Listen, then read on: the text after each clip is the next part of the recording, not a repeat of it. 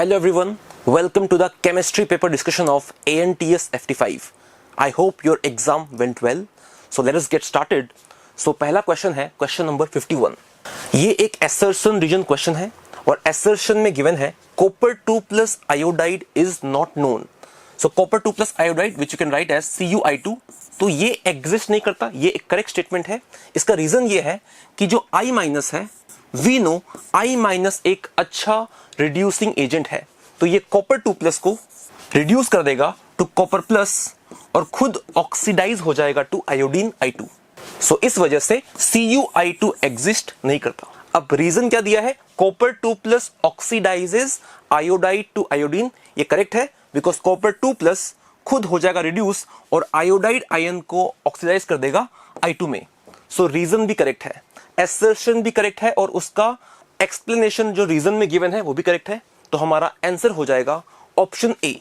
Both A and R are correct and R is the correct explanation of A. Next question is 52. It says variable valency is shown by. So option A में हमें given है sodium. Now we know sodium एक alkali metal है और ये अपने compounds में एक फिक्स्ड ऑक्सीडेशन स्टेट शो करता है विच इज +1. तो ये वेरिएबल ऑक्सीडेशन स्टेट शो नहीं करेगा, तो इसकी वेरिएबल वैलेंसी नहीं है. ऑप्शन बी, इसमें गिवन है कॉपर. अब कॉपर एक ट्रांजिशन एलिमेंट है एंड कॉपर अपने कंपाउंड्स में +1 या +2 ऑक्सीडेशन स्टेट शो करता है, तो we can say it shows variable valency. तो option B will be the correct answer. Option C, इसमें गिवन है magnesium and magnesium we know ये एक एल्केलाइन अर्थ मेटल है और ये अपने कंपाउंड्स में एक फिक्स्ड ऑक्सीडेशन स्टेट शो करते हैं which is +2. And option D aluminium.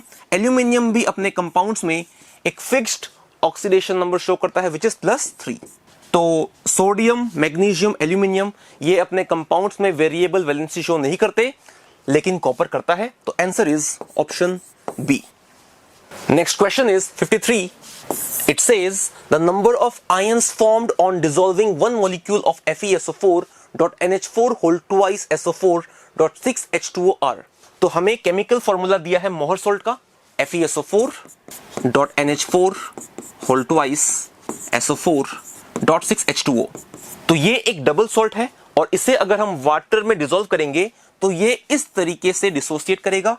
Fe2 plus ion plus sulphate ion और 2 अमोनियम आयन है 2NH4 प्लस प्लस एक सल्फेट आयन और है और इसमें 6 वाटर मॉलिक्यूल्स हैं. सो इसके एक मॉलिक्यूल को जब हम डिसॉल्व करेंगे तो it will give us ions.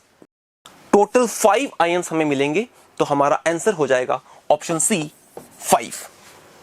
Next question is 54. It says Ziegler-Natta catalyst is an organometallic compound of which metal?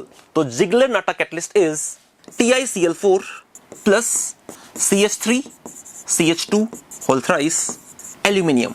So ये है Ziegler-Natta catalyst और we can see इसके अंदर टाइटेनियम प्रेजेंट है. So we can say कि Ziegler-Natta catalyst is an organometallic compound of titanium. Answer is option D, titanium. Next question is 55. It says the color developed when sodium sulfide is added to sodium nitroprusside is. तो ये reaction हम पढ़ते हैं in the testing of sulfide ion और sulfide ion H2- कि जब हम reaction करवाते हैं with sodium nitroprusside which is Na2 FeCN5NO, तो it gives a purple colored solution of Na4 FeCN5NOS. तो ये रिएक्शन हमें याद रखनी है and this solution is purple colored. तो गिवन ऑप्शंस में हमारा आंसर हो जाएगा option A purple. Next question is 56. It says ferric ion forms a Prussian blue coloured ppt due to the formation of. तो प्रूशियन ब्लू कलर्ड पीपीटी ये reaction हम पढ़ते हैं in the testing of ferric ion. So Fe3 plus ferric ion जब इसकी reaction करवाते हैं हम with K4 FeCN6 potassium ferrocyanide, so it gives a Prussian blue colored PPT of Fe4 FeCN6 whole thrice. So the answer is option B. Next question is 57. It says reddish brown chocolate ppt is formed with, और हमें 4 options given है। सो option A में given है copper 2+ and FeCN6 4-। तो ये reaction पढ़ते हैं हम इन द टेस्टिंग ऑफ कॉपर 2+ और copper 2+ with FeCN6 4-, it will give us a chocolate brown PPT of Cu2 FeCN6. This is chocolate brown. So option A will be the correct answer. अब option B में हमें given है barium 2+ and sulfate ion. So barium 2+ with sulfate ion forms a white precipitate of barium sulfate. तो ये incorrect है। इसके बाद option C में हमें given है Pb2+ and I-. So Pb2+ and I-, it forms a yellow precipitate of PbI2. तो option A में हमें मिलेगा चॉकलेट ब्राउन पीपीटी, तो हमारा आंसर हो जाएगा ऑप्शन ए।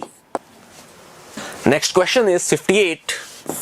इसमें पूछा है which compound is the highest covalent, और हमें ऑप्शंस में लिथियम आयन के हैलाइड्स गिवन है। तो ये क्वेश्चन है फजान्स रूल का।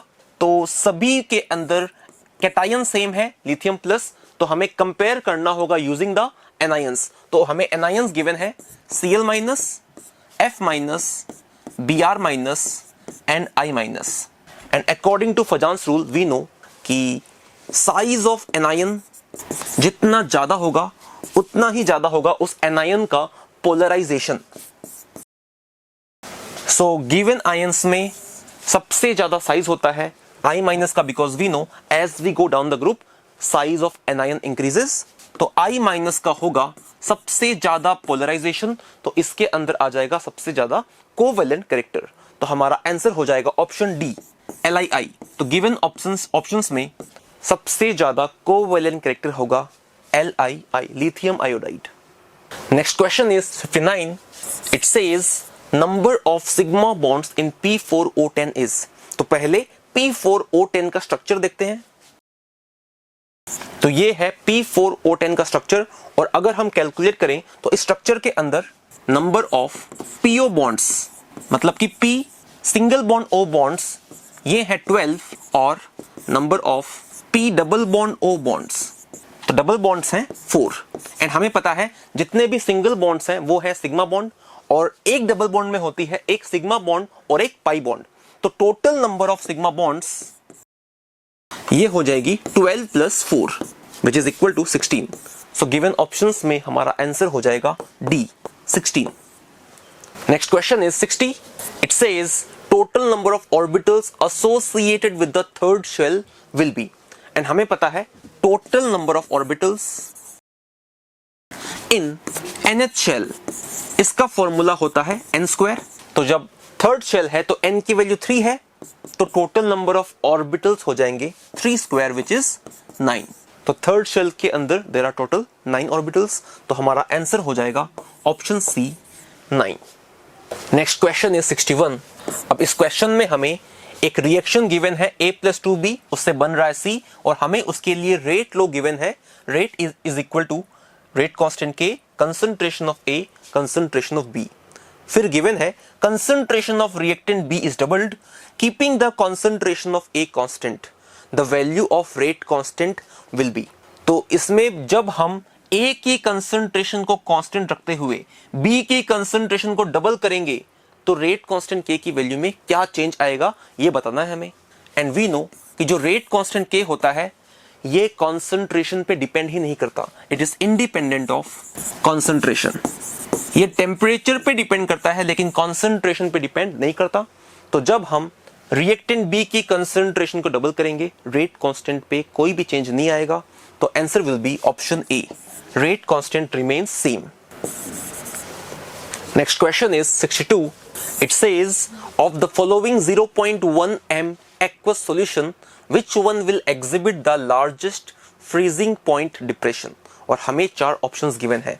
तो freezing point depression delta TF, इसका फॉर्मूला होता है I into KF into M, जहां पे I होता है went Hoff factor, KF is the cryoscopic constant and M is the molality. अब सभी सॉल्यूशंस के लिए मोलालिटी गिवन है 0.1 m, तो ये सबके लिए सेम है। एंड सबके लिए सॉल्वेंट इज वाटर और KF depends only on solvent, तो सबके लिए KF भी सेम है। इसका मतलब delta TF depends only on I here in this case, तो delta TF is proportional to I, तो जिसका I वेंट ऑफ फैक्टर सबसे ज्यादा है उसका डिप्रेशन इन फ्रीजिंग पॉइंट सबसे ज्यादा होगा। तो हमें वन बाय वन सभी ऑप्शंस में Van't Hoff factor I calculate करना है। तो ऑप्शन ए KCl, अब KCl एक स्ट्रॉन्ग इलेक्ट्रोलाइट है और एक्वस सॉल्यूशन में ये कंप्लीटली डिसोसिएट करेगा to give K plus aqueous and Cl minus aqueous. तो इसके 1 मोल से हमें 2 मोल आयन बनेंगे, इसका मतलब Van't Hoff factor I is equal to 2। फिर option B C6H12O6 and we know कि ये है ग्लूकोज और ये होता है नॉन इलेक्ट्रोलाइट, ये एक्वस सॉल्यूशन में डिसोसिएट नहीं करेगा और जो नॉन इलेक्ट्रोलाइट्स होते हैं उनके लिए वेंट ऑफ फैक्टर होता है 1। फिर ऑप्शन सी में हमारे पास है Al2SO4 होल थ्राइस और एक्वस सॉल्यूशन में it will dissociate to give 2 aluminium 3 plus 3 SO4 2 minus ion. तो हमारे पास इसके 1 मोल से total number of moles of ions मिलेंगे 2 + 3 5, इसका मतलब वेंट ऑफ फैक्टर I की वैल्यू कितनी है 5। फिर ऑप्शन डी में हमारे पास है K2SO4 और ये एक्वस सॉल्यूशन में डिसोसिएट करेगा to give 2K plus aqueous plus SO4 2 minus aqueous. तो हमें 3 मोल आयन मिल रहे हैं, इसका मतलब Van't Hoff factor I is equal to 3। तो गिवन ऑप्शंस में हाईएस्ट वेंट ऑफ फैक्टर है फॉर ऑप्शन सी, तो हमारा आंसर हो जाएगा ऑप्शन सी Al2SO4 होल थ्राइस, क्योंकि इसका वेंट ऑफ फैक्टर सबसे ज्यादा है, इसी वजह से इसका फ्रीजिंग पॉइंट डिप्रेशन भी लार्जेस्ट होगा। Next question is 63। It says when Cl2 gas reacts with hot and concentrated sodium hydroxide solution, the oxidation number of chlorine changes from। तो ये रिएक्शन हमें याद रखनी है कि chlorine when it reacts with NaOH which is hot and concentrated, इसके साथ chlorine undergoes disproportionation to give Cl minus and ClO3 minus। तो यहां पे Cl minus में क्लोरीन का ऑक्सीडेशन नंबर है -1 एंड ClO3 माइनस में क्लोरीन का ऑक्सीडेशन नंबर है +5 एंड Cl2 में क्लोरीन का ऑक्सीडेशन नंबर है 0। तो आंसर हो जाएगा 0 to -1 एंड 0 to +5, तो आंसर इज ऑप्शन सी। लेकिन यहीं पे अगर क्वेश्चन में दिया होता Cl2 plus cold and dilute NaOH, तो उस केस में भी Cl2 का होता डिस्प्रपोर्शनेशन और हमें मिलता Cl minus and ClO minus which is -1 and +1। लेकिन क्योंकि इस क्वेश्चन में हॉट एंड कॉन्सेंट्रेटेड गिवन है, तो हमारा आंसर हो जाएगा option C -1 and +5। Next question is 64। इस क्वेश्चन में हमें एक रिएक्शन गिवन है 2NO2 gas in equilibrium with N2O4 gas plus 14.6 kilo calorie, the increase in temperature would, और हमें 4 ऑप्शंस गिवन है। तो हमें देखना है कि इस रिएक्शन में जब हम टेम्परेचर इंक्रीज करें तो रिएक्शन की डायरेक्शन क्या होगी, फॉरवर्ड या बैकवर्ड। तो वी कैन सी कि इस रिएक्शन में हीट रिलीज हो रही है और जब हीट रिलीज होती है we call it exothermic reaction. And from Le Chatelier principle we know कि किसी भी एक्सोथर्मिक रिएक्शन के लिए अगर हम टेम्परेचर इंक्रीज करते हैं then the reaction goes backward, or we can say the reaction shifts in the backward direction। तो टेम्परेचर बढ़ाने पे N2O4 will decompose to give NO2, the reaction will go in the backward direction। तो हमारा answer हो जाएगा option B, it favors the decomposition of N2O4। next question is 65। it says K2HgI4 is 55% ionized in aqueous solution, the value of Van't Hoff factor is। तो aqueous solution में जब K2HgI4 ionise होगा तो reaction will be 2K plus HgI4 2 minus, और dissociation reaction के लिए Van't Hoff factor I का formula होता है I is equal to 1 plus n-1 into alpha. अब इस रिएक्शन में एक मॉलिक्यूल से वी आर गेटिंग 3 आयंस, तो n की वैल्यू है 3 और क्वेश्चन में हमें गिवन है कि K2HgI4 इज 55% आयोनाइज्ड, तो इसका 55% आयनाइजेशन हुआ है, तो we can say alpha is 0.55। तो इन वैल्यूज को अगर हम यहां पुट करें, we get I is equal to 1 plus n की वैल्यू है 3 माइनस 1 और अल्फा है 0.55। On solving this gives us 2.1। So Van't Hoff factor I की वैल्यू है 2.1, तो हमारा आंसर हो जाएगा option A. Next question is 66। It says the uncertainty in the position of a moving bullet of mass 10 gram is 10 to the power minus 5 meter. Calculate the uncertainty in its velocity. तो ये Heisenberg uncertainty principal का question है। Question में हमें मास m given है 10 ग्राम, तो इसे हम ऐसा यूनिट केजी में कन्वर्ट करेंगे, this will give us 0.01 kg। और हमें uncertainty in position delta x given है which is 10 to the power minus 5 metre और हमें uncertainty in velocity delta v calculate करना है। तो हाइजेनबर्ग अनसर्टेनिटी प्रिंसिपल से we know a relation delta x into delta v, we can equate it to h by 4 pi m। So यहां से मिलेगा हमें uncertainty in velocity delta v, this is equal to h by 4 pi m into delta x, जहां पे h है Planck's constant, तो हम सारी वैल्यूज यहां पे पुट करेंगे, तो we get uncertainty in velocity delta v is equal to h Planck's constant 6.626 into 10 to the power minus 34 in SI unit divided by 4 pi m into delta x। तो 4 pi की value है 3.14, m की value है 0.01 और delta x है 10 to the power minus 5। तो इसको solve करने पे जो वैल्यू आती है that is approximately 5.2 into 10 to the power minus 28 metre पर सेकेंड। तो गिवन ऑप्शंस में हमारा आंसर हो जाएगा option A. Next question is 67। It says the empirical formula and molecular mass of compound are CH2O and 180 gram respectively, what will be the molecular formula of the compound. तो हमें compound का empirical formula given है CH2O, तो इसका हम empirical formula mass find कर सकते हैं। तो एम्पिरिकल फॉर्मूला मास ये हो जाएगा, इसमें एक एटम है कार्बन का और atomic mass of carbon 12 plus 2 atom है हाइड्रोजन के, atomic mass of hydrogen 1 plus atomic mass of oxygen 16, तो ये हो जाएगा 30। सो एम्पिरिकल फॉर्मूला मास है 30 और एम्पिरिकल फॉर्मूला अगर हमें पता है CH2O, तो मोलिकुलर फॉर्मूला ये हो जाएगा CH2O होल n, जहां पे n एक इंटीजर है और n की वैल्यू होती है molecular mass by empirical formula mass. तो मोलिकुलर मास हमें क्वेश्चन में गिवन है 180, एम्पिरिकल फॉर्मूला मास हमने कैलकुलेट किया 30, so this is equal to 6। So n की वैल्यू है 6, इसका मतलब molecular formula becomes CH2O whole 6। इसे एक्सपेंड करेंगे, this will give us C6H12O6। तो ये है कंपाउंड का मोलिकुलर फॉर्मूला, तो हमारा आंसर हो जाएगा option C. Next question is 68। इसमें पूछा है the total number of neutrons present in 54 ml H2O liquid are. तो H2O के एक मॉलिक्यूल में टोटल नंबर ऑफ न्यूट्रॉन्स होते हैं। तो हाइड्रोजन में हमें पता है एक भी न्यूट्रॉन नहीं होता, तो 2 into 0, और ऑक्सीजन के एक एटम में we know there are 8 neutrons which is 8।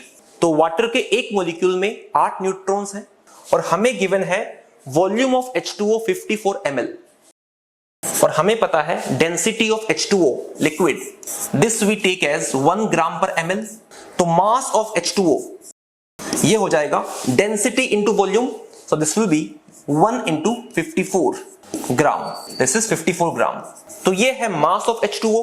तो मोल्स ऑफ H2O हो जाएंगे मास बाय मोलर मास, तो मास है 54 gram and molar mass of H2O ये होता है 18, दिस इज इक्वल टू 3। सो हमारे पास 3 मोल्स ऑफ H2O है, तो total number of molecules of H2O ये हो जाएंगे number of moles 3 into Avogadro's number. तो इतने हमारे पास टोटल मॉलिक्यूल्स हैं और एक मॉलिक्यूल के अंदर वी हैव 8 न्यूट्रॉन्स। तो इसका मतलब टोटल नंबर ऑफ न्यूट्रॉन्स ये हो जाएंगे total number of molecules of water 3Na into एक मॉलिक्यूल में है 8 neutron, this is equal to 24Na। तो ये है हमारा फाइनल आंसर। तो गिवन ऑप्शंस में हमारा आंसर हो जाएगा सी। Next question is section 9. It says if the de Broglie wavelength of a particle of mass m is 100 times its velocity, then its value in terms of its mass m and Planck's constant h is. तो हमें given है de Broglie wavelength lambda is equal to 100 times of its velocity numerically. तो यहां से मिलेगा हमें velocity equal to lambda by 100। अब de Broglie wavelength lambda का फॉर्मूला होता है h by mv। तो वेलोसिटी को हम सब्स्टिट्यूट करेंगे यहां से, this becomes lambda is equal to h by m into lambda by 100। So यहां से मिलेगा हमें lambda square is equal to 100 into h by m। तो यहां से we can write lambda is equal to square root of 100 10, so 10 into root of h by m। So ये हो जाएगा de Broglie wavelength lambda. So given options में हमारा answer हो जाएगा option B. Next question is 70। It says which hydrogen like species will have same radius as that of Bohr orbit of hydrogen atom. और हमें 4 options given है। अब Bohr orbit of hydrogen atom, इसका radius है 0.529 angstrom. तो हमें देखना है गिवन ऑप्शंस में किस ऑर्बिट के लिए जो रेडियस है that is same as 0.529 angstrom, and radius of nth orbit for a hydrogen like species, इसका फॉर्मूला होता है 0.529 into n square by z angstrom. तो 1 by 1 हम सारे ऑप्शंस चेक करेंगे। ऑप्शन ए, इसके लिए रेडियस का वैल्यू आ जाएगा 0.529 और ऑप्शन ए में n की वैल्यू है 2, तो n square is 2 square by z। Atomic number of lithium 2 plus it is 3, तो ये हो जाएगा 0.529 इंटू 4 बाई 3 एंगस्ट्रॉम। तो ये Bohr orbit of hydrogen atom 0.529 के बराबर नहीं है, तो ये हमारा आंसर नहीं होगा। फिर ऑप्शन बी देखते हैं। ऑप्शन बी में रेडियस हो जाएगा 0.529 इंटू n की वैल्यू गिवन है 2, so n square is 2 square, और बेरिलियम 3 प्लस, इसके लिए z एटॉमिक नंबर होता है 4, so this is 0.529 into 4 by 4, this is 0.529 angstrom. तो ये जो रेडियस है this is equal to the Bohr orbit of hydrogen atom. तो B will be the answer. Similarly हम सी और डी के लिए फाइंड कर सकते हैं, वो हमारे आंसर नहीं होंगे क्योंकि हमारा आंसर है option B. Next question is 71. It says the reaction 2NO plus Br2 forming 2NOBr takes place through the mechanism given below. तो हमें इसका mechanism given है, it's a 2-step reaction और पूछा है the overall order of the reaction. So इन दोनों step में the second step is the slow step, and हमें पता है कि किसी भी रिएक्शन की जो रेट है that is determined by the slowest step, उसे बोलते हैं हम RDS, the rate determining step. तो रेट लो इस रिएक्शन का हो जाएगा, rate will be equal to rate constant K, और स्लोवेस्ट स्टेप के रिएक्टेंट्स हैं NOBr2 और NO, so concentration of NOBr2 NO।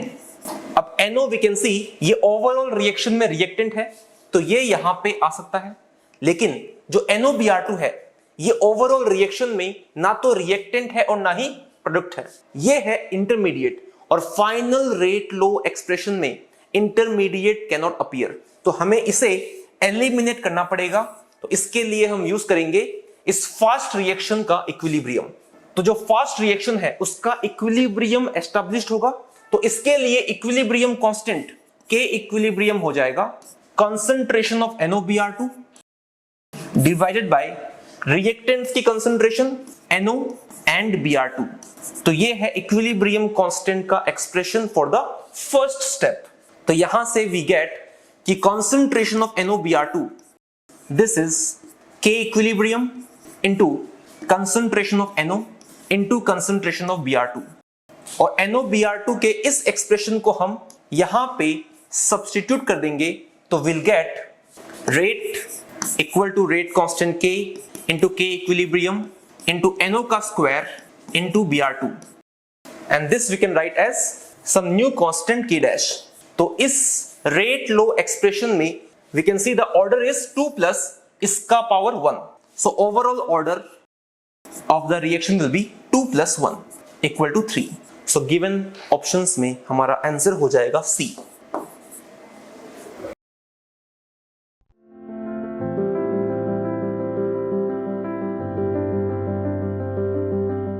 Hello everyone, welcome to the discussion of FT5. Let's start with the section A of organic chemistry. So let's start with question number 72. Which of the following is least basic? मतलब सबसे ज़्यादा basic strength कम किसका है? तो अब देखो, A है NH2OCH3, B है NH2NO2, C है NH2CH3, लास्ट है सिर्फ एनिलीन। तो अब देखो OCH3 जो है इसके पास लोन पेयर है, तो ऑब्वियसली ये पैरा पे क्या लगाएगा, प्लस M, NO2 पैरा पे माइनस M, CH3 पैरा पे प्लस H, और यहाँ तो कोई ग्रुप है ही नहीं। सबसे कम बेसिक स्ट्रेंथ, तो अब देखो मैं थोड़ा आपको आइडिया दे देता हूँ।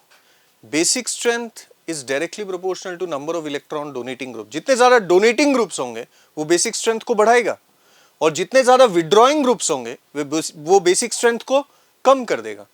तो अगर आप यहाँ पे देखोगे ए में डोनेटिंग है, सी में डोनेटिंग है, तो ये तो हो ही नहीं सकता है। तो असली बात आई बी और डी पे। तो हम लोग जानते हैं बी में एक विड्रॉइंग ग्रुप है, विड्रॉइंग ग्रुप बेसिक स्ट्रेंथ को क्या करेगा, कम। तो इसका सही आंसर होगा the least basic is B. अब आते हैं 73 पे। Most stable resonating structure of cation is. तो इस पर्टिकुलर स्ट्रक्चर के लिए बोला गया है मोस्ट स्टेबल केटायन। तो आप लोगों को पता है ये सबसे पहला रूल होता ही है, count the number of pi bonds, more the number of pi bonds more is the stability of the resonating structure. तो यहाँ पे पाई बॉन्ड कितना है, ए ऑप्शन में 1, बी ऑप्शन में कितना है 2, सी में 1, डी में 1। तो आपका सही आंसर क्या होगा, बी बॉम्बे। तो ये तो सबके लिए मेरे हिसाब से फुल टॉस था, ठीक है। नेक्स्ट 74 पे आते हैं। हमारे पास रिएक्टेंट है ये बेंजाइल क्लोराइड, इसका रिएक्शन दिया है CH3O Na+। तो आपको पता है ये बेसिकली RO Na+, रोना, ठीक है, क्लियर है, which is a very strong base, और ऊपर से हाई टेम्परेचर दिया हुआ है। लेकिन इस हाई टेम्परेचर का कुछ नहीं कर पाएंगे हम लोग, क्यों, क्योंकि लिविंग ग्रुप से अटैच कार्बन है अल्फा, ये बीटा तो गंजा है because it doesn't have any hydrogen, ठीक है। तो यहाँ पे एक ही पॉसिबिलिटी हो सकती है, स्ट्रॉन्ग बेस या न्यूक्लियोफाइल के साथ पाथ हो सकता है SN2, मतलब Cl हटाओ OCH3 लगाओ, तो ये प्रोडक्ट बन सकता है। तो इसका जो पाथ होगा वो SN2 होगा, दैट इज बी ऑप्शन। 75 पे आते हैं। हमें एक रिएक्टेंट दिया हुआ है HBr पेरोक्साइड। तो आप लोगों को पता है दिस रिएक्शन इज खराश इफेक्ट, या फिर जिसको पेरोक्साइड इफेक्ट बोलते हैं, क्योंकि HBr के साथ पेरोक्साइड है। तो जो स्टेबल रेडिकल अगर यहाँ पे बन रहा है तो ब्रोमीन को यहाँ पे अटैच करेंगे, ठीक है, ये हमारा स्टेबल रेडिकल बनेगा। फ्री रेडिकल एडिशन मैकेनिज्म होता है ये, और लास्ट में इसमें H डॉट दे दो तो ये हमारा प्रोडक्ट है, ठीक है। तो इसका जो सही आंसर होगा इट इज सी कैलकाटा, ठीक है। आगे बढ़ते हैं। Next let's talk about 76 reductive ozonolysis of allene. ये एलीन हमें दिया हुआ है कंसेक्यूटिव डबल बॉन्ड, तो इसका रिडक्टिव ओजोनोलिसिस किया है, यहां से तोड़ो यहां से तोड़ो, ठीक है। तो यहाँ पे हमको प्रोडक्ट क्या मिलेगा, एक एसिटल्डिहाइड, दोनों तरफ से ऑक्सीजन मिलने के बाद CO2, और 2 हाइड्रोजन के साथ कार्बन और एक ऑक्सीजन। तो ये आपके प्रोडक्ट्स हैं। तो mixture of acetaldehyde, CO2 and formaldehyde, ठीक है। Answer is D Delhi. Let's go into the next question 77 reaction between benzaldehyde and acetophenone. तो बोला गया है in the presence of dilute base, dilute NaOH, कौन सा रिएक्शन है ये। तो आप लोगों को पता ही है इसके पास अल्फा H है, तो ये एल्डोल रिएक्शन करेगा। न्यूक्लियोफाइल यहाँ पे अटैक कीजिए, जिस पे अटैक उसका अल्कोहल, ये आपका प्रोडक्ट है। हालांकि प्रोडक्ट वगैरह इन्होंने पूछा नहीं है, इन्होंने बस पूछा है कि रिएक्शन कौन सा है। क्योंकि अल्फा H है तो ये एल्डोल कंडेंसेशन है, लेकिन डिफरेंट मॉलिक्यूल्स है इसलिए ये क्रॉस एल्डोल है। तो इसका आंसर हो जाएगा सी कैलकाटा, ठीक है। नेक्स्ट 78 पे आते हैं। 78 में हमसे पूछा गया है नाइट्रेशन ऑफ बेंजीन। क्या होता है इसमें? बेंजीन का आप रिएक्शन करते हैं नाइट्रेटिंग मिक्सचर के साथ, तो इससे नाइट्रोबेंजीन बनता है। तो nitration of benzene is basically electrophilic aromatic substitution. इसमें इलेक्ट्रोफाइल NO2+ होता है, वो बेंजीन पे अटैच होता है, H+ निकलता है, तो इट इज इलेक्ट्रोफिलिक सब्स्टिट्यूशन। लेकिन क्योंकि ये एरोमेटिक कंपाउंड पे हो रहा है तो it is electrophilic aromatic substitution. Answer will be C, Calcutta. अब हम लोग आते हैं 79 पे। The compound formed as a result of oxidation of ethyl benzene by KMnO4। ये हमारा इथाइल बेंजीन है, इसका ऑक्सीडेशन करेंगे हम लोग किसके साथ? KMnO4, very powerful oxidising agent. तो बेंजाइलिक कार्बन में हाइड्रोजन दिख रहा होगा आपको, तो आपने ये रिएक्शन पक्का पढ़ा होगा। तो इससे बेंजोइक एसिड बनता है, तो benzoic acid is option D. आगे बढ़ते हैं, question number 80। Which of the following acid give positive Tollens reagent test? तो ये एक्सेप्शन है, आप लोगों को पता ही होगा, आंसर डी होगा। बाकी सब तो कार्बोक्सिलिक एसिड है, लेकिन फॉर्मिक एसिड जो होता है ये एक ऐसा कार्बोक्सिलिक एसिड है जिसके पास ये फॉर्माइल ग्रुप है, दैट इज एल्डिहाइडिक ग्रुप, तो ये ऑक्सीडाइज हो सकता है, ठीक है। तो इसलिए यही इसका आंसर होता है, ये टॉलरेंस रिएजेंट टेस्ट देता है। 81 पे आते हैं। तो 81 की अगर बात करें, which alcohol produces turbidity with Lucas reagent most slowly? तो मोस्ट स्लोली बोला है, ठीक है। और आपको पता है लुकास रिएजेंट टेस्ट में rate is directly proportional to stability of carbocation. OH हटाओ, कार्बोकेटाइन बनाओ, जो कार्बोकेटाइन सबसे अनस्टेबल होगा वही हमारा आंसर होगा, ठीक है। तो ए में ब्यूटेन 2ऑल ये होता है, बी में टर्शियरी ब्यूटाइल अल्कोहल मतलब ये है, सी में आइसोब्यूटाइल अल्कोहल मतलब ये है, और डी में बेंजाइल अल्कोहल मतलब ये है। तो एक काम करते हैं, सबका कार्बोकेटाइन बनाते हैं। तो ये तो रेजोनेंस स्टेबलाइज्ड है, ये हमारा आंसर हो ही नहीं सकता है। यहाँ पे अल्फा H9 है, ये भी बहुत स्टेबल है, ये भी नहीं हो सकता। बचा ये दो, तो इसका अल्फा H कितना है? 5, इसका अल्फा H कितना है? 1। तो ऑब्वियसली आंसर हमारा सी ही हो जाएगा। नेक्स्ट आते हैं 82। तो एक असर्शन रीजन वाला क्वेश्चन है। असर्शन बोला गया the boiling point of ethanol is much higher than that of diethyl ether. बिल्कुल ट्रू है, इथानॉल का बॉइलिंग पॉइंट डाइइथाइल ईथर से ज्यादा होता है। What is the reason? क्योंकि आपको पता है इथानॉल में एच बॉन्डिंग होता है, ठीक है, ये intermolecular H bonding, that is the reason, ठीक है। और रीजन क्या दिया? In ethanol the molecules are associated by formation of intermolecular H bonding whereas in diethyl it is not possible. True. तो assertion and reason both are true and the reason is a correct explanation of the assertion. ये हो जाएगा answer. 83 assertion addition of Br2 to but1ene gives 2 optical isomer। देख लेते हैं, but1ene ये होता है, इसका रिएक्शन Br2 के साथ। तो अगर हम लोग करेंगे तो नॉन क्लासिकल कार्बोकेटाइन से आपको पता होगा ये प्रोडक्ट बनता है, एंटी एडिशन, ठीक है। लेकिन आप लोग देख रहे हो यहाँ पे एक कैरल सेंटर है, तो ऑब्वियसली ऑप्टिकल आइसोमर निकालेंगे 2 to the power 1 equal to 2। तो yes there are 2 optical isomers, ठीक है। तो gives 2 optical isomer, true. Reason the product contains 1 asymmetric carbon. Yes, इस एसिमेट्रिक कार्बन की वजह से ही हमें 2 ऑप्टिकल आइसोमर मिल रहे हैं। तो बिल्कुल करेक्ट, असर्शन भी करेक्ट है, रीजन भी करेक्ट है, ये भी आपका ए हो जाएगा। 84 पे आते हैं। When acetylene is passed through dilute H2SO4 in the presence of HgSO4 the compound formed is, ठीक है। तो बड़ा सिंपल है, आपको क्या करना है, किसी एक कार्बन को, क्योंकि ये तो सिमेट्रिकल है, आप कार्बोनिल में कन्वर्ट कर दीजिए, ठीक है। मतलब एक कार्बन को आप ऐसे भी कर सकते हैं कि एक को 2 हाइड्रोजन दे दीजिए और दूसरे को भी 2 OH दे दीजिए। वो आप लोगों को तो पता है जेम डायोल अनस्टेबल होता है, तो निकलिंग ऑफ पानी, तो इससे बनेगा एसिटाइलडिहाइड, ये आपका प्रोडक्ट है, ठीक है। तो answer is acetaldehyde which is B बॉम्बे। नेक्स्ट आते हैं 85 पे। Which of the following is an acidic amino acid? तो आप लोगों को ये सब पता ही होगा, ये तो थ्योरी बेस्ड क्वेश्चन है अमाइनो एसिड से, बायोमोलिक्यूल्स। तो glutamic acid is the correct answer, क्योंकि इसके पास NH2 और COH के अलावा एक एडिशनल साइड चेन COH रहता है, ठीक है, CH2COH। तो क्योंकि जैसा ऐसा अमाइनो एसिड जिसमें 2 COH और 1 NH2 हो जाए उसको हम लोग एसिडिक अमाइनो एसिड बोलते हैं, ठीक है। तो D is the correct answer. अब चलो सेक्शन बी पे चलते हैं। Let's start with 86। हमारे पास ये प्राइमरी अमाइन है। अब बोला गया है कि इसका रिएक्शन किसके साथ करना होगा, ठीक है, what is this X basic medium में, ताकि हमें आइसोसाइनाइड मिल जाए। तो रिएक्शन मेरे हिसाब से सबने पढ़ा होगा, कार्बाइलेमीन टेस्ट और रिएक्शन, ठीक है। तो क्या है यहाँ पे, chloroform, this X is basically chloroform. तो यहाँ पे आंसर हो जाएगा हमारा C कैलकेटा, सही है। आगे बढ़ते हैं। 87 विच of the following compounds will form alcohol with NaNO2 HCl, ठीक है। एल्कोहल कौन फॉर्म कर सकता है, तो मैं आपको बताना चाहूंगा यहाँ पे तीनों की पॉसिबिलिटी है, क्योंकि ये जो अमाइन है, मैं थोड़ा डायरेक्टली लिख रहा हूँ, वहाँ पे NH2 आपको पता है ये डाइजोनियम बना सकता है। एक बार अगर डाइजोनियम बना ले, आपको पता है ये निकलेगा और सॉल्वेंट जहां अटैक करेगा तो न्यूक्लियोफिलिक सब्स्टिट्यूशन, ये अल्कोहल बन गया। सिमिलरली अब मैं डायरेक्ट प्रोडक्ट्स बना रहा हूँ, बी में आपको पता है कि ये अल्कोहल बन सकता है, सी में आपको पता है कि ये वाला अल्कोहल बन सकता है। I think you have understood the फंडा कि NH2 N2+ में कन्वर्ट होगा डाइजोनियम में, ठीक है, और फिर डाइजोनियम को निकालो, वाटर का अटैक करो, तो इसलिए all of these correct answer हो जाएगा। तो yes, everyone has a possibility. अब आप अगर बोलोगे ये पॉसिबिलिटी कब नहीं होता, क्योंकि ये प्राइमरी अमाइन है इसलिए ये पॉसिबिलिटी है, क्योंकि एनसीईआरटी में लिखा हुआ है कि alkyl diazonium salts are very unstable, ठीक है। अगर सेकेंडरी अमाइन या टर्शियरी अमाइन दे दिया होता तब हम नहीं बोल पाते कि अल्कोहल बनेगा, ठीक है। तो इसलिए ध्यान रहे, D is the correct answer. Next 88, एक और theoretical question, the conversion of maltose into glucose is possible by the enzyme, तो आपको ये पता होगा maltase is the correct answer, ठीक है। आगे बढ़ते हैं 89 के साथ।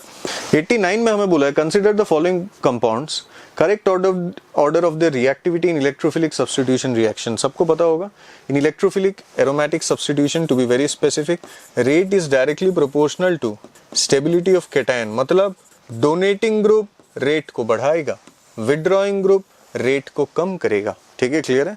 तो अब देखो यहाँ पे 1 में है बेंजीन, 2 में है टोल्यूइन, 3 में है फिनॉल, 4 में है नाइट्रोबेंजीन। हमें पता है कि CH3 जो है ये क्या लगाएगा, +H, OH क्या लगाएगा, +M, NO2 क्या लगाएगा, -M। तो रेट सबसे फास्ट 3, उसके बाद 2, उसके बाद 1, सबसे फालतू 4, ठीक है। तो this is the correct answer 3214। 3214 हमारा C कैलकेटा है। आगे बढ़ते हैं 90, the product formed as a result of reaction of Grignard CH3MgBr, ये ग्रिग्नार्ड है, and CO2 on further hydrolysis. तो बड़ा पॉपुलर रिएक्शन है, सबने पढ़ा होगा मेरे हिसाब से। CH3 जहां कार्बन से जुड़ा कार्बोक्सिलिक एसिड बनता है, ये सब लोग रिएक्शन पढ़ा ही होगा सबने।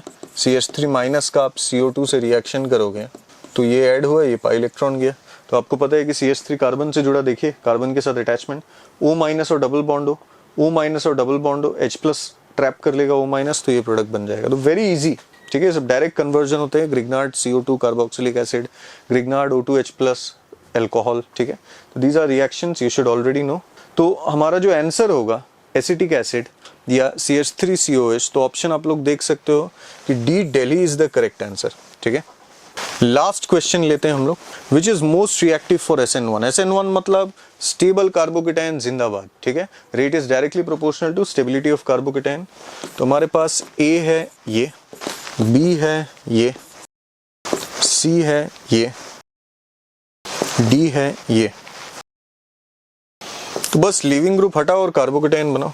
पहला कार्बोकेटायन है ये, दूसरा कार्बोकेटायन है ये, तीसरा कार्बोकेटायन है ये, चौथा कार्बोकेटायन है ये। मोस्ट स्टेबल, तो आप लोग देख सकते हो C और D तो वैसे ही नहीं हो सकता क्योंकि ये लोग हाइपर कॉन्जुगेशन से स्टेबल है। बात रही A और B की, तो यहाँ पे फिनाइल से रेजोनेंस स्टेबिलाइज, यहाँ भी फिनाइल से रेजोनेंस स्टेबिलाइज, लेकिन एक एडिशनल CH3 है कि नहीं, तो हाइपर कॉन्जुगेशन से भी स्टेबिलिटी मिल रही है। तो सबसे ज्यादा स्टेबल कौन है, B, तो B Bombay is the correct answer, ठीक है।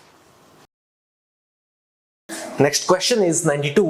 It says the conjugate base of hydrojoic acid is, और हमें 4 ऑप्शंस गिवन है। अब hydrazoic acid it is HN3, and किसी भी एसिड के लिए अगर हमें conjugate base फाइंड करना हो, we have to remove 1 proton और H+ आयन। तो इससे अगर हम H+ रिमूव करें, we'll get N3-, सो ये हो जाएगा इसका conjugate base। So given options में हमारा आंसर हो जाएगा option B. Next question is 93।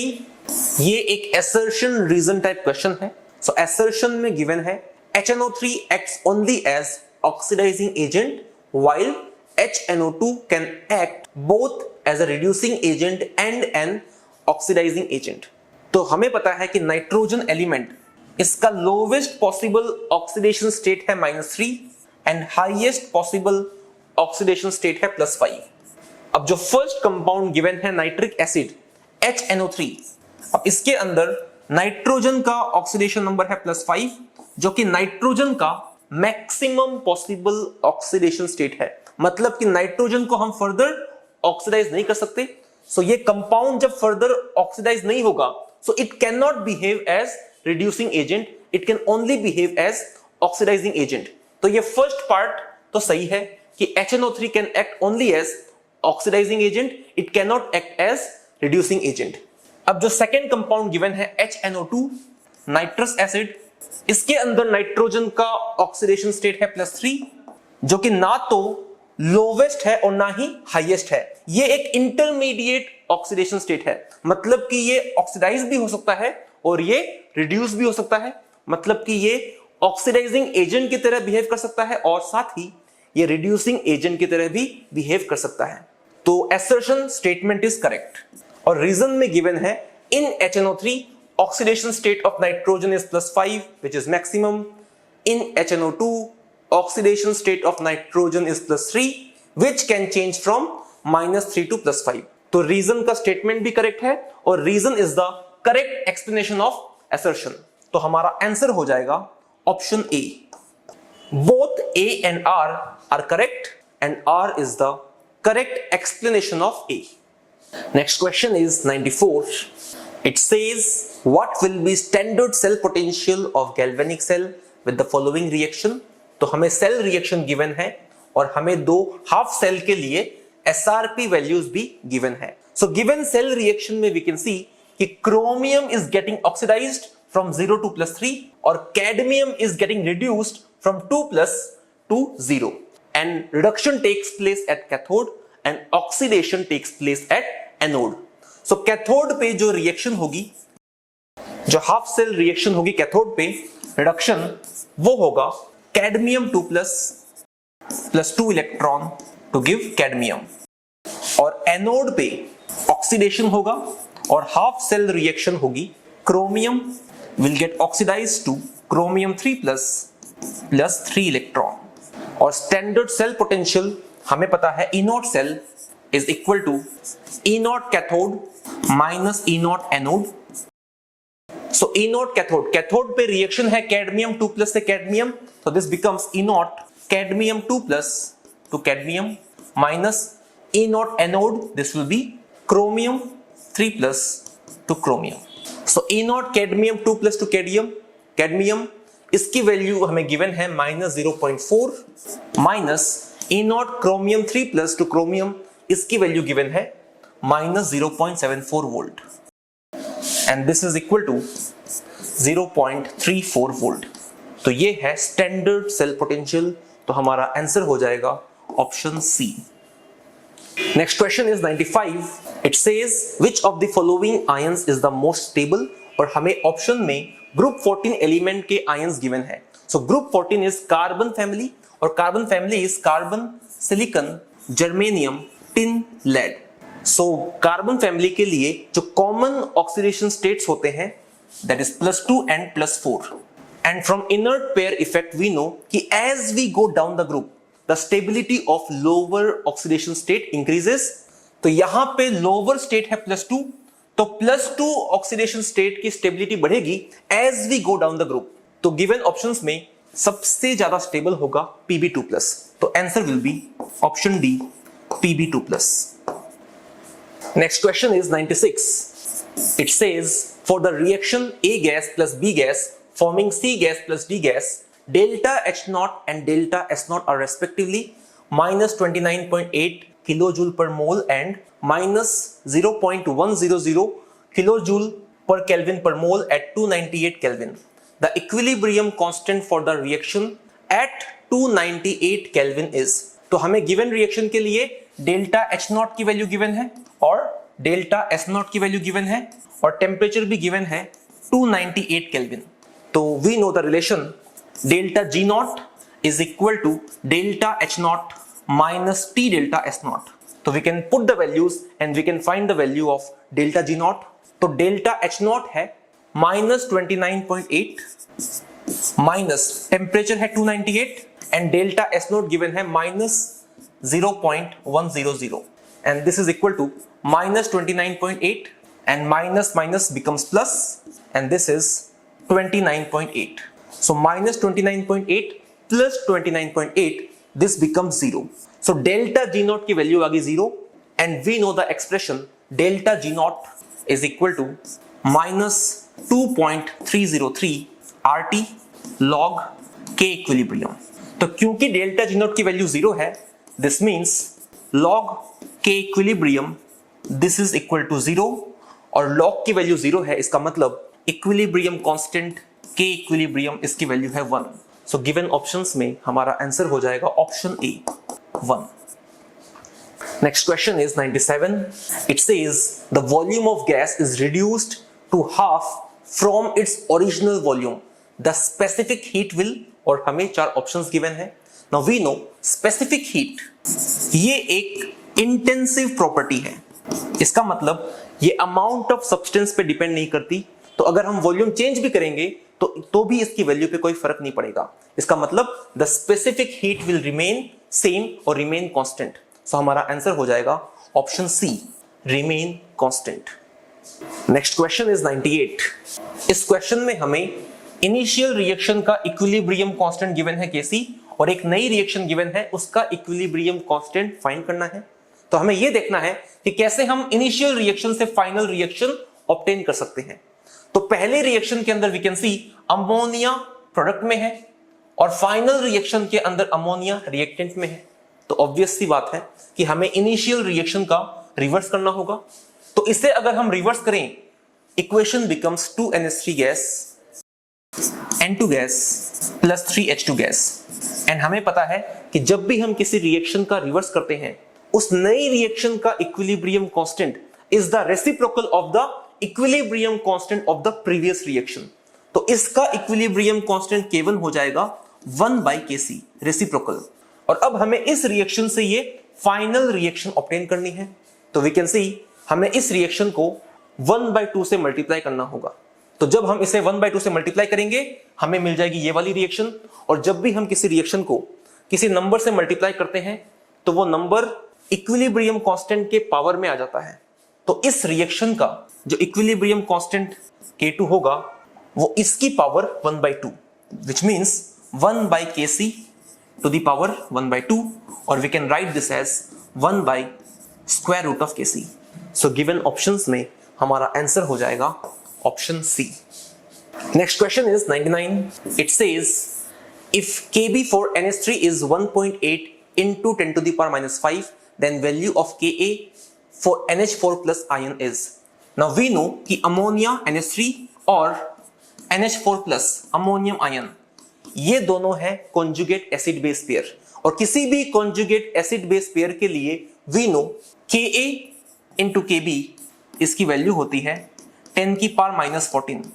इसका मतलब Ka of NH4 plus into Kb of NH3 this is equal to 10 की पावर माइनस 14 और Kb of NH3 इसकी वैल्यू हमें क्वेश्चन में गिवन है. This means Ka of NH4 plus इसकी value हो जाएगी 10 to the power minus 14 divided by Kb of ammonia which is 1.8 into 10 to the power minus 5 और solve करने पे इसकी अप्रोक्सीमेट वैल्यू आ जाएगी 5.5 into 10 to the power minus 10. सो ये है Ka for NH4 plus ion. तो गिवन ऑप्शंस में हमारा आंसर हो जाएगा option B. Next question is 100. It says the pH of 0.1 m aqueous solution of ammonium acetate is और हमें CH3COOH इसके लिए pKa की वैल्यू गिवन है और हमें NH4OH के लिए pKb की वैल्यू गिवन है. So ammonium acetate it is CH3COONH4. So it is a salt of weak acid and weak base और weak acid and weak base के salt के लिए pH का फॉर्मूला होता है half of 14 plus pKa minus pKb. तो अगर हम वैल्यूज पुट करें this becomes half of 14. pKa की वैल्यू हमें गिवन है 4.76 और pKb की वैल्यू गिवन है 4.75 and this is equal to 7.005. तो ये हो जाएगा pH, तो हमारा आंसर हो जाएगा option A. So with this we come to the conclusion of the discussion of this full test. ठीक है, best of luck, thank you.